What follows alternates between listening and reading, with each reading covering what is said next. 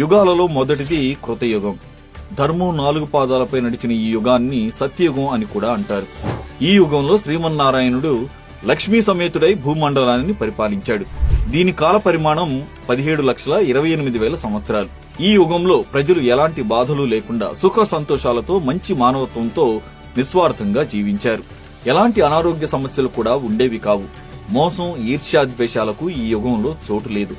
వర్ణాశ్రమ ధర్మాలలో భాగంగా దైవ కార్యాలు, యజ్ఞయాగాలు, ధ్యాన, యోగ ప్రక్రియలను నిర్వహించి మోక్ష సిద్ధిని పొందేవారు. ఈ కృతయుగంలో మనిషి 32 అడుగుల ఎత్తుతో ఇచ్చా మరణం అంటే తాను కోరుకున్నప్పుడే మరణం పొందేలా ఉండేది. ఈ యుగానికి రాజుగా సూర్యుడు, మంత్రిగా బృహస్పతి ఉండేవారు. సూర్యుడి ప్రభావంతో క్షత్రియులు, గురు ప్రభావంతో సద్బ్రాహ్మణులు జన్మించి ధర్మపాలన జరిగింది.